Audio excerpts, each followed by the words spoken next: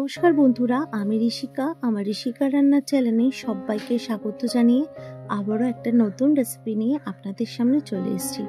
আজকে একদম ঘরোয়া কিছু উপকরণ দিয়ে দুর্দান্ত একটা নিরামিষ রেসিপি আপনাদের সাথে শেয়ার করব। বন্ধুরা, এই রেসিপিতে একটু কিছু টিপস আমি আপনাদের সাথে শেয়ার করব, যেটা কিনা করলে আপনাদের এই রেসিপিটা খেতে অসাধারণ লাগবে।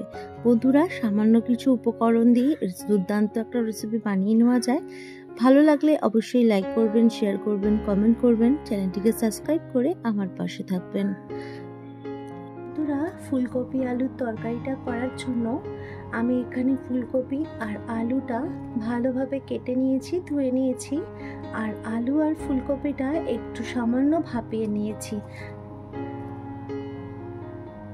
আলু আর ফুলকপিটা ভালোভাবে ভাপিয়ে নিয়েছি। এবারে কড়া বসিয়ে দেব। কড়া বসিয়ে দিয়েছি। এবার কড়াতে পর্যাপ্ত পরিমাণে তেল দিয়ে দেব। তেলটা একটু গরম করতে দেব। প্রথমেই সমস্ত আলুগুলো ভালো করে ভেজে নেব। প্রথমেই সমস্ত আলুগুলো ভালো করে ভেজে নেব।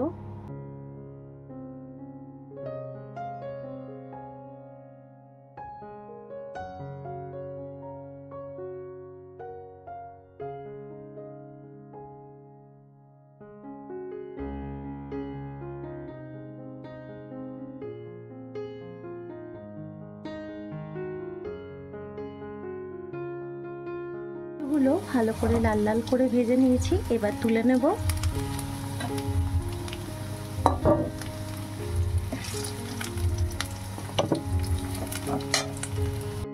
সব আলুগুলো তুলে নিয়েছি। ওই তেলেই আমি একটু ফুলকপিগুলো ভালোভাবে ভেজে নেব।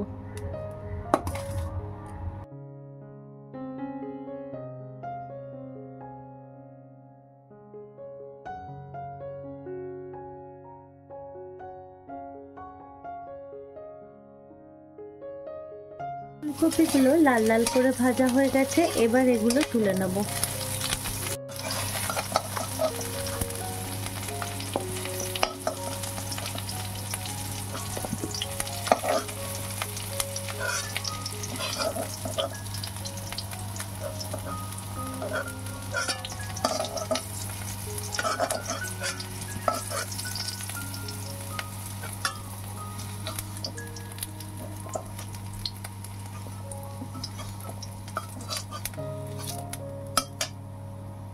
সমস্ত ফুলকপিগুলো ভেজে তুলে নিয়েছি। এবার এর মধ্যে গোটা গরম মশলা দিয়ে দেবো। আমি দিয়ে দেবো গোটা গরম মশলা। তারপর কতগুলো কাজু আর কিশমিশ আমি জলে ভিজিয়ে রেখেছিলাম, সেগুলো দিয়ে দেবো।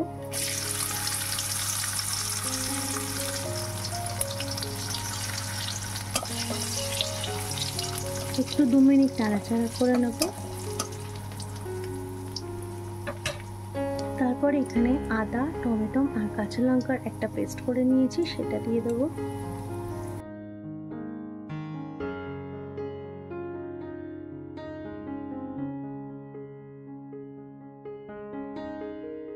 পরিমাণে নুন দিয়ে দেবো। এর মধ্যে 1 চামচ মতো কাশ্মীরি লঙ্কার গুঁড়ো। অনেকটাই ভালো করে কষানো হয়ে গেছে। মশলা থেকে অনেকটাই তেল বেরিয়ে গেছে। এবারে 1 বাটি মতো পুরো দুধ দিয়ে দেবো। এর মধ্যে সামান্য একটু জল দিয়ে এটা ভালোভাবে কষিয়ে নেব।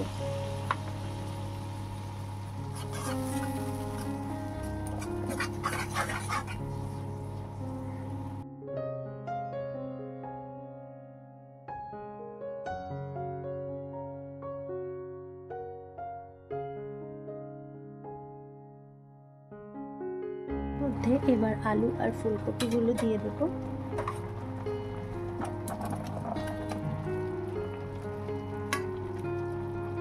আলু ফুলকপির সাথে মশলাটা ভালোভাবে কষিয়ে নিতে হবে।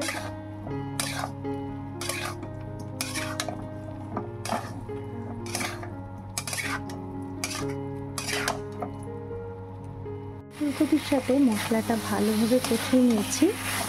এবারে এর মধ্যে জল দিয়ে দেবো। বন্ধুরা, জলটা আপনারা বুঝে দেবেন।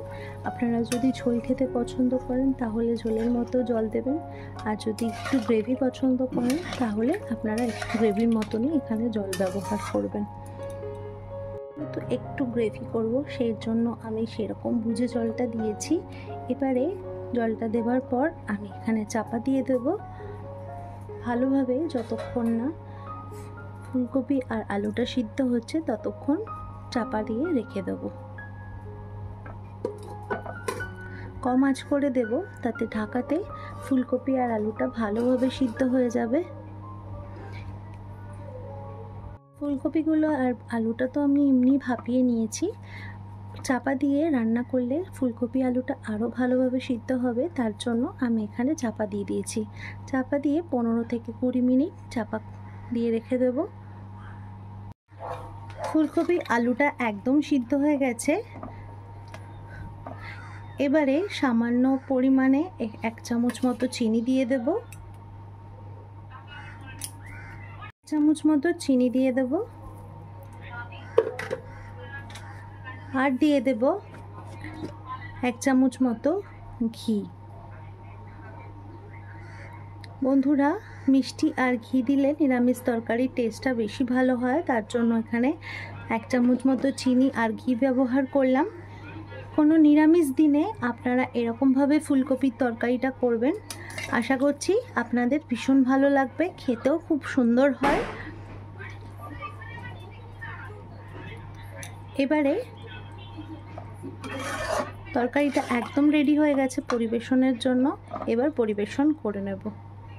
বন্ধুরা, আজ আবার আসবো অন্য কোনো দিন অন্য কোনো রেসিপি নিয়ে। আপনারা ভালো থাকবেন, সুস্থ থাকবেন এবং পরিবারের সকল সদস্যকে ভালো রাখবেন। বন্ধুরা, রেসিপিটা কেমন হয়েছে অবশ্যই আমাকে কমেন্ট করে জানাবেন। ভালো লাগলে লাইক করবেন, শেয়ার করবেন আর চ্যানেলটিকে সাবস্ক্রাইব করে আমার পাশে থাকবেন।